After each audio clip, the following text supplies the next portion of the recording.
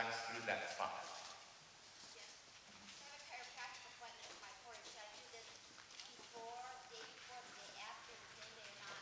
Okay, so she said she had a chiropractic appointment for her horse. Should she do it before, like the day before, day after? I think the best thing would be to do it a few days before, you know?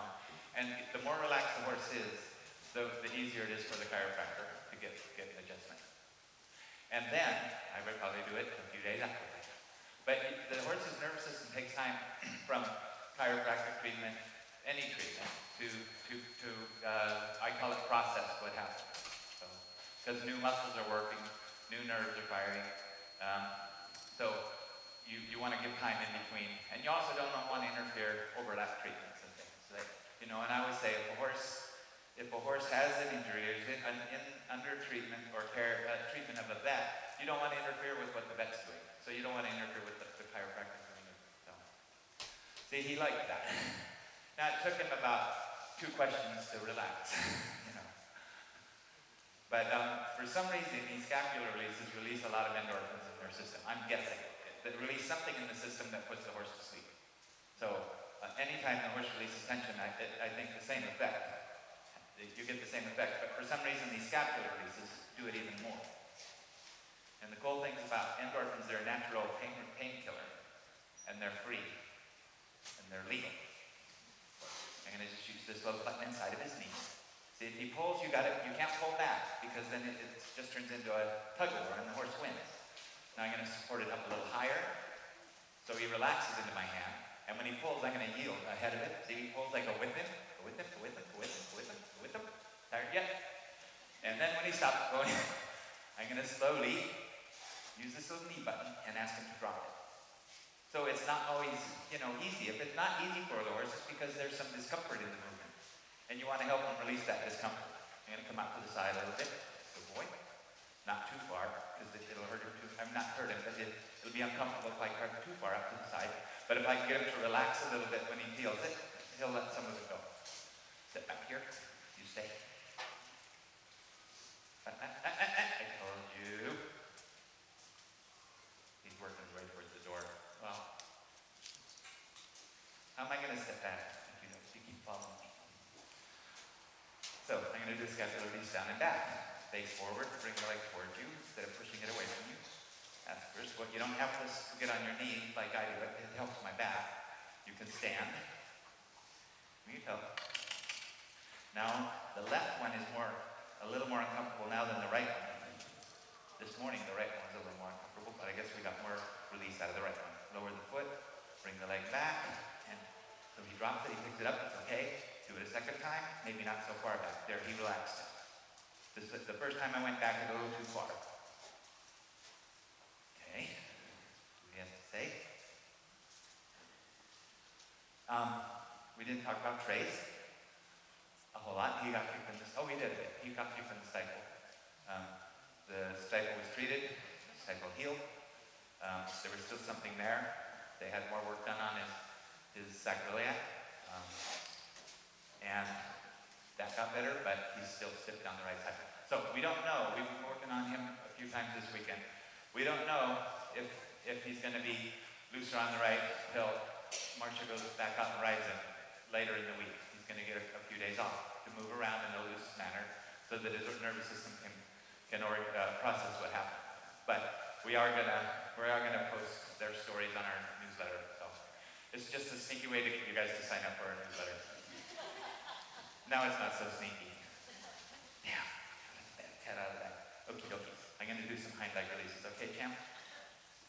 I'm gonna face back. I'm gonna ask for his.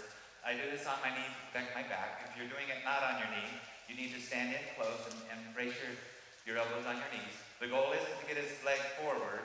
The goal is to get his leg up in the forward position and then go down. I want him to drop his pelvis, not to just put his foot down.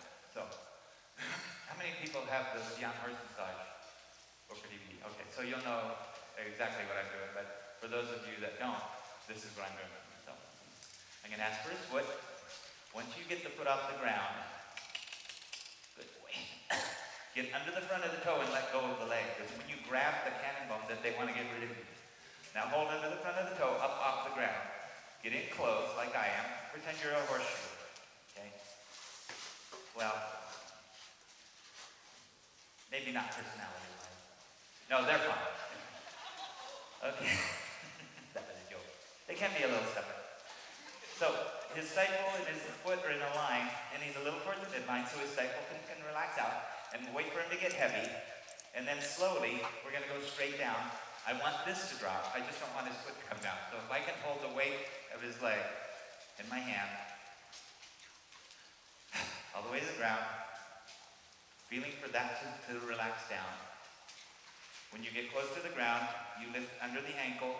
No thumbs when you're handling legs, because they don't like claws. Lift under the ankle, let go under the toe, and continue on down. Straight down to the ground and a little towards the midline. And once the foot's down, keep your hand on it. Ask him to stay off of it. Just keep your hand on it as long as you can. That's the goal. See how he's dropped here in the pelvis? That's the goal, is to get relaxed movement in this junction. In the lumbar, in the lower back, relax and twist. In the pelvis, we get some movement. That's the goal of the hind leg release. And these deeper muscles, you're getting them to move in a completely relaxed state. So if there's any tension in them, it'll let go. Now if he had anything in that drop bothered him somewhere, he would have picked his leg back up. I would have gone up with him to take the weight again and go through that again. Because each time he feels it, he's going to release some of it. Okay? That's how that works. So you're kind of finding out if he's got soreness or discomfort here as you're doing the technique. And you're helping him release it as you're doing the technique. Now if he released something, I would step back and see what he had to say. Now I didn't feel a whole lot there on the way down. He was comfortable all the way through the drop. So there may not be much relief. The other thing about him is he doesn't talk a lot. So you can, if you don't get the visual cues, the visual responses, doesn't mean it's not working. It means that he's not telling you right now. But if you can feel as he comes down, this dropped, there was no discomfort, and the pelvis dropped, that maybe there was nothing there to release. Can I do this side, buddy? Whereas on the front leg, you notice as we did it, he was a little uncomfortable with it, and when I supported the leg long enough for him to relax it, and I stepped back, he dropped his head to the ground. It's obviously something let go, right? Okay, I'm going to do the right time, the other hand. The other right hand. Step back so you're halfway square, buddy. Step back half a step. All right, I'm going to ask for this foot. Okay, he wants you to see, I guess. It's always good to keep the lead rope on your side of the horse, just in case. Oh, he's going to do it for me. Yeah. Okay, give me your little toe. I'm going to get on my knees like that. Now, just support this here. Now, this is a really good trick, handling legs, no thumbs, because they don't like their legs being pulled on by a wolf or something. So it's just cup your hands under the legs, front and behind, when you're doing handling legs. So we're going to support here. I want this to drop. So I'm going to come down an inch and hold. Now come down another inch and hold. And you can't always look up and see what's going on while you're doing this, but you can feel if there's weight in your hand, then he's dropping. He's relaxing through it. Straight down and low towards the midline. I'm going to even go farther across the midline on this side, because when you get the horse's toe across the midline somewhat, if they can relax into that position, it's a really good position to continue to relax in. I call it yoga for the hind end. Get him to rest his toe there. So I'll keep my hand on for a second so he knows I want him to stay there. And then he's good about it, so I can step back. Now if he had a lot of tension in there, he would be able to relax it, but then he would want to pick it back up again. That's still okay. The goal is to get him to relax through the movement, not, and get him to release tension. It's not to make him stay there. The fact that he can stay there means that if it's comfortable for him. So I call that yoga for the hind end. You see how much his pelvis has dropped? That's what we're looking for. Slowly relax the pelvis down. Get a nice relaxed twist in the lower back. You can do it yourself. And let him rest in that position to really, as long as he wants to, within limits. Some horses will stay there for quite a while. So You can go get a cup of coffee and come back. I was working on a horse, a dressage horse, and the owner and I were in the stall, and I got him into this position, or the mare, and her nose just kind of dropped down, and she was out, but she stayed in that position. So we're standing back waiting, and the horse started to fall over. She didn't even raise her head, and I got her back balanced again. That happened twice, and then I woke her up because she was falling asleep. So let's see what happens. Okay. So that's how you do the hind leg releases. So this is turning in a little bit of an instructional thing. Nothing's turning up with him, huge signs of release or anything, that anything big let go. So it's still a mystery to me why he would buck every once in a while, because it's not a training issue, I don't think. But as you go through the horse, asking for movement in a relaxed state, you're going to find places where they can't relax through it. And stuff might start to make sense. That have to do with what the behavior problem was, or the performance problem. We're going to they're doing like releases on these guys, or moving on Trace. Now Trace is a little busier, so I got the easy horse. I usually get the busy horse, so I'm enjoying him. Okay, buddy, I'm gonna do a little lateral flexion of his neck. So anything going on in the body creates tension in the pole. That's just the way it works. And I don't know why, it just works that way. So when you release tension in the pole, you release tension in the rest of the body, and vice versa. You can be working on the hind end back here on some points, or there are these points under the tail to help release tension on the sacrum, and the horse will start to shake his head because he feels tingling up there. And conversely, you can release tension up in the pole, and the horse will start to wobble behind. Because this horse is connected by, this one's connected by about 750 pounds of horse. So I'm going to put my hand on his nose.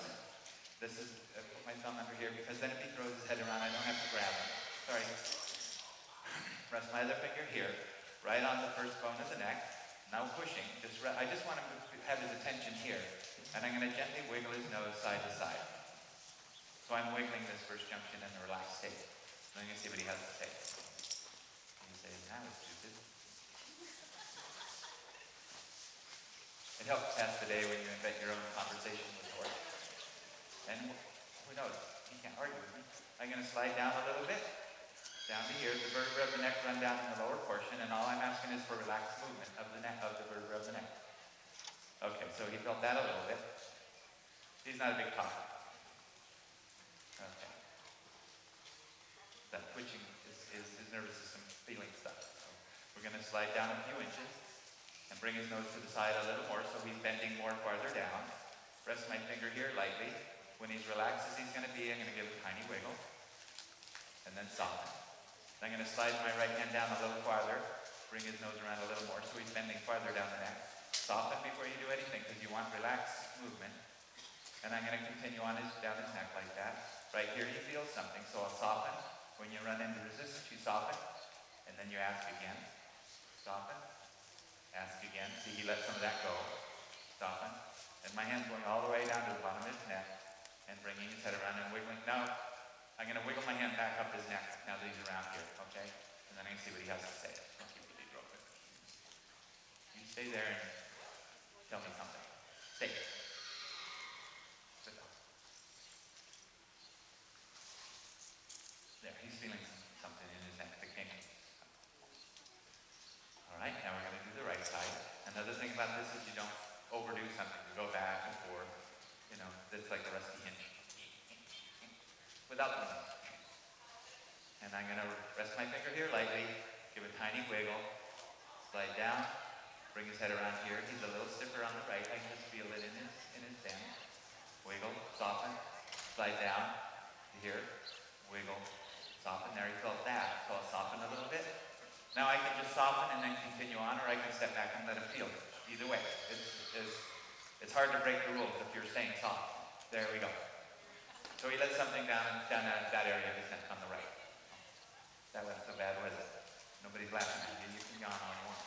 When that third eyelid rolls, is really, really good release, okay? I don't know if you saw it. He looked like aliens.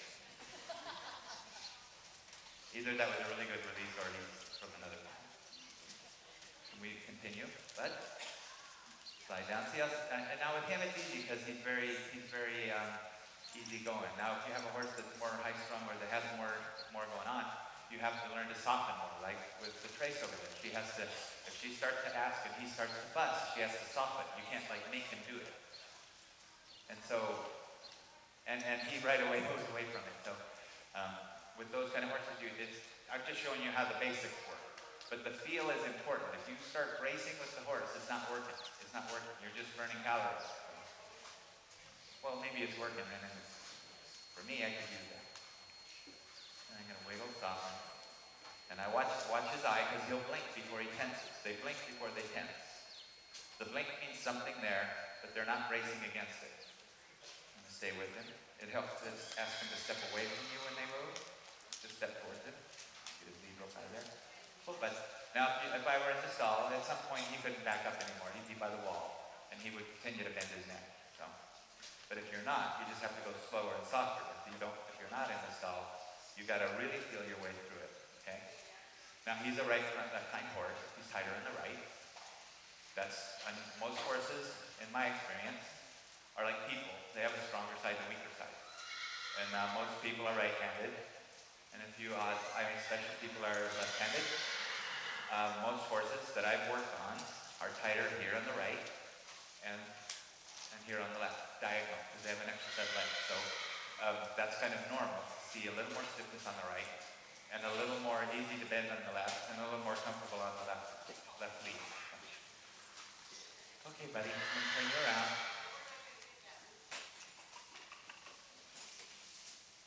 And we're going to do a little more on the left side. We're going to get under his scapula here, under this muscle, to ask these muscles that go from the head to the forearm to let go. Bring his head towards me a little bit. I'll do a commercial while I'm doing this. Beyond Horse Massage is our basic book, instructional book. It teaches you how to do techniques that we teach on a weekend clinic. And it talks about the anatomy and the biomechanics behind them and what areas of the horse might be affecting what certain performance issues, such as bending, lead changes, short-stridedness, what areas of the horse you might need to focus on, or techniques. The Beyond Horse Massage DVD, it goes with the book. It shows you more, you can see the techniques being done. It doesn't go into the detail like the book does. So they go well together. And we have where's everybody going? Is Pat Burley here? What's the time? Okay, 1 o'clock. And we have another DVD, a new one called Light to the Core, using light touch to release deeper tension. And that book talks a lot about core muscles and deeper muscles and how the interconnections in the horse. How, for example, long back, am I supposed to leave yet? Okay. For example, long back muscle attaches in the lower neck here, long back muscle, one on each side, goes under the scapula, attaches the pelvis here. When you're working in here, often you'll see the horse stop behind because he's feeling something you're activating back here. So that book talks a lot about interconnections in the horse. Just to be aware that the problem isn't always just the problem, that the whole horse needs to be addressed. So I guess that's it. If you have more questions, come on over to 537. If you want to hear some more stupid jokes, I can do that. And thanks. Whoa, yeah, even better. He does that every time everybody claps. So, okay, buddy. Always bending to the right. So champ. Yeah, they're clapping. Every time we forget to say, don't clap. Oh, but well, he's been here for 3 days. I think he wants to go home. So, thanks a lot, everybody. Hey, Grace.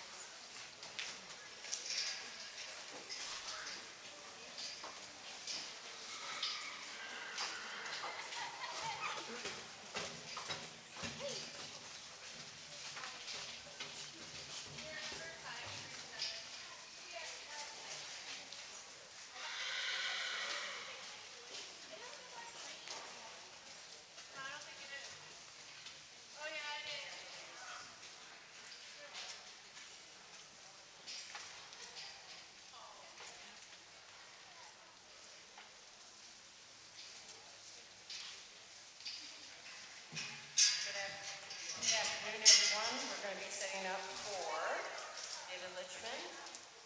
So Victor Renasek will start his presentation.